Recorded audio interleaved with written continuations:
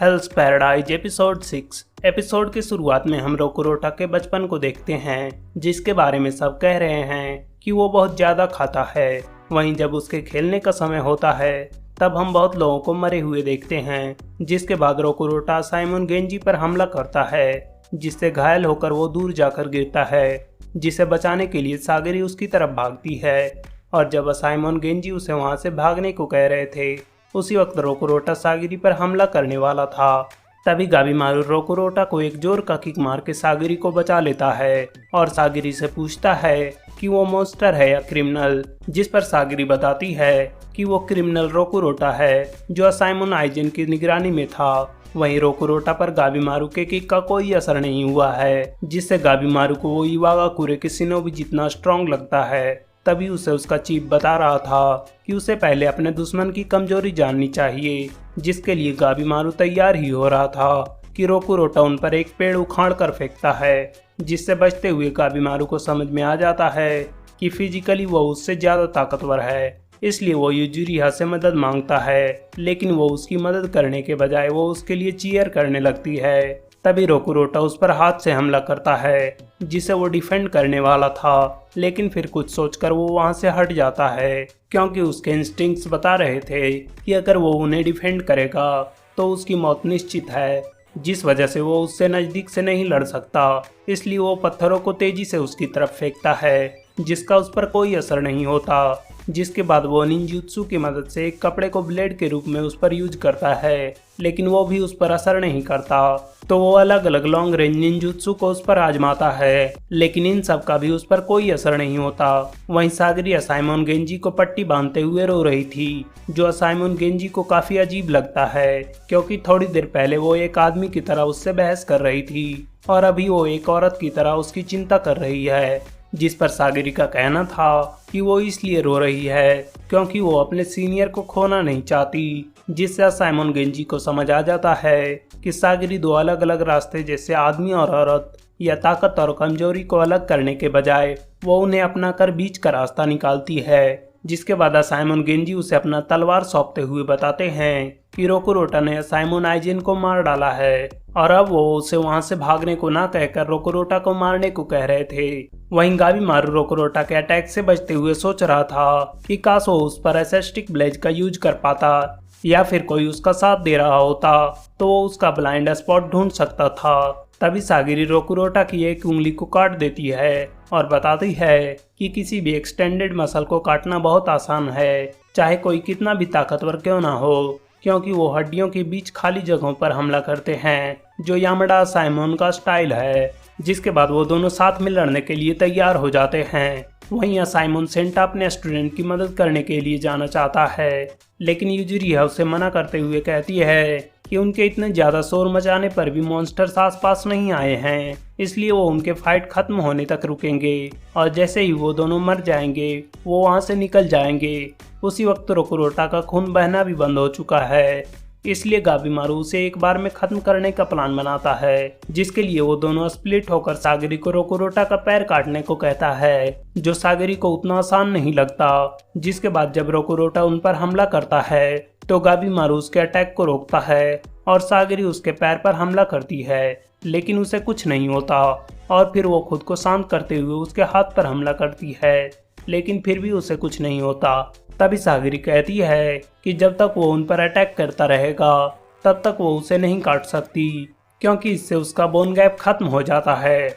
इसलिए अगर वो उसे एक बार में खत्म करना चाहते हैं तो उन्हें पहले उसे झुकाना होगा, जो कि उनके लिए बहुत बड़ा प्रॉब्लम है। तभी वो दोनों रोकुरोटा के पेट के गुड़गुड़ाहट को सुनते हैं।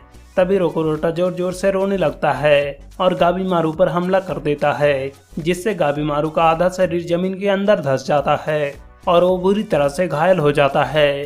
तभी रोकुरोटा उस पर फिर से हमला करने वाला था। उसी वक्त सागरी उनके बीच में आ जाती है और साइमन गेंजी की बातों को याद करके खुद को शांत करती है, जिसके बाद वो आसानी से रोकुरोटा के अटैक को डिफ्लेक्ट कर देती है, जिसे देखकर सब शॉक थे, क्योंकि उसने अपने इमोशंस को ताकत में बदल लिया है। जिसके बाद साइमन सेंटा बता रहे हैं कि ऐसे तो सागरी का रैंक 12 है, लेकिन उनका रैंक केवल उनके स्किल पर डिसाइड नहीं होता, बल्कि इससे होता है कि कौन उनके क्लैन का लीडर बनने के काबिल है। जो सागरी की औरत होने की वजह से उसका रैंक लो हो जाता है। लेकिन अगर उन्हें केवल स्किल से कंपेयर किया जाए तो वो उन सब से आगे है। वहीं साइमन गेंजी भी इस बात को जानते हैं कि भले वो मॉन्स्टर से डरती हो, लेकिन जब बात क्रिमिनल्स की आती है तो वो उनसे बिल्कुल भी नहीं डरती।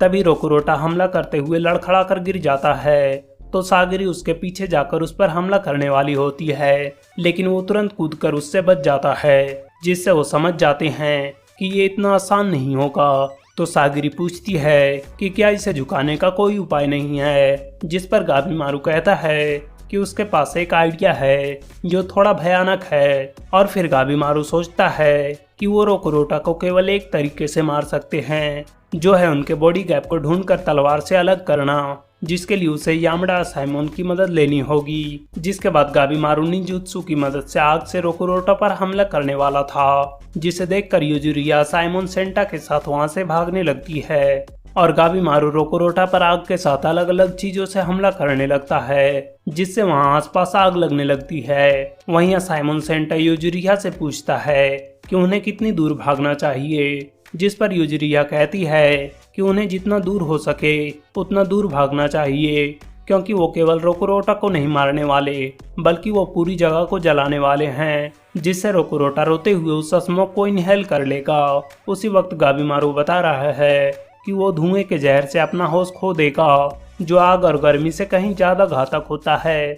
जिसे दूसरे शब्दों में समझे तो जो धुएं में कार्बन मोनोऑक्साइड होता है वो हीमोग्लोबिन के साथ जुड़कर हमारे बॉडी में ऑक्सीजन की कमी कर देता है, जो कार्बन मोनोऑक्साइड पॉइजनिंग के नाम से भी जाना जाता है, जो गाबीमारू के लिए भी टफ है। लेकिन जब तक वो शांति से बैठे रहेंगे तब तक उन्हें कोई खतरा नहीं है। तभी रोकुरोटा धुएं की वजह से झुक जाता है, तो सागरी उसे मारने जाती है, लेकिन वो उस पर हमला करने वाला था, जिसे गाबीमारू रोकते हुए उसे पकड़ कर रखता है और सागरी खुद को शांत करते हुए उसका सर काट देती है, जिससे रोकुरोटा अपने बचपन को याद कर रहा था, जहां वो खुद को खाली महसूस कर रहा था और कोई उसके साथ खेल नहीं रहा था। वहीं सागरी उसे कष्ट पहुंचाने के लिए उससे माफी मांगती है, जिसके बाद दोनों वहां से भागने लगते हैं, जहां सागरी समझ चुकी है कि वो ऐसी जगह पर है जहां वो दूसरों के बारे में चिंता नहीं कर सकती। जिसके बाद जब वो दोनों आग से बाहर निकल जाते हैं तो वो बहुत सारे मॉन्स्टर्स को आग की तरफ बढ़ते हुए देखते हैं, जो गाबीमारू को काफी अननेचुरल लगता है। इसलिए गाबीमारू उधर ही जाना चाहता है जिधर से मॉन्स्टर्स आ रहे हैं, जो सागरी को खतरनाक लगता है। लेकिन गाबीमारू कहता है कि उनके पास और कोई रास्ता नहीं है और मॉन्स्टर्स की इकोलॉजी उनका एकमात्र क्लू है। तो सागरी पूछती है कि क्या वो हार नहीं मान सकता, जिस पर गाबीमारू कहता है कि चाहे कोई भी कठिनाई आए लेकिन वो एलिक्सर ऑफ लाइफ को खोजकर अपने बीवी से जरूर मिलेगा। जिसके बाद गाबीमारू उससे पूछता है कि कहीं वो अपने साथियों के बारे में चिंतित तो नहीं है, जिस पर सागरी कहती है कि वो अपनी मर्जी से यहाँ आए हैं और वो ये जानते हैं कि वो यहाँ मर भी सकते हैं। तभी वो दोनों दौड़ते हुए यूजुरिया और साइमन सेंटा के पास पहुंचते हैं, जहां वो सब एक गांव को देखते हैं, जिसके बारे में साइमन सेंटा बता रहे हैं कि अगर ये शिनसेंक्यो है तो यहाँ हर्मिट्स भी रहते होंगे। तभी हम साइमन टोमा और उसके भाई चौबे को मॉन्स्टर्स को मारते हुए देखते हैं, जिनका खून चौबे पी रहा था, जिसके बारे में वो बताता है कि वो पहाड़ों में पानी के तौर पर खून ही पीते हैं। जिसके बाद वो टोमा से हर्मिट्स के बारे में पूछता है, तो वो बताता है कि वो ये इमेजिनरी सुपर ह्यूमन बींग है, जो शिनसेंक्यो के फिलोसफी के मुताबिक बूढ़े होते हैं और वो जादू करते हैं। इसलिए इस आइलैंड पर उन मॉन्स्टर्स की जगह उन हर्मिट्स को होना चाहिए था। जिसे सुनकर चौबे उनका मजाक उड़ाता है, लेकिन तभी चौबे को कुछ आवाज सुनाई देता है और उसे महसूस होता है कि कोई उनके आसपास है। इसलिए वो ढूंढते हुए आगे जाता है, जहां वो दो अजीब लड़कियों को किस करते हुए देखते हैं। और यहीं पर ये एपिसोड खत्म होता है। तो मिलते हैं नेक्स्ट एपिसोड में। तब तक के लिए like share comment and subscribe to my channel. Thank you.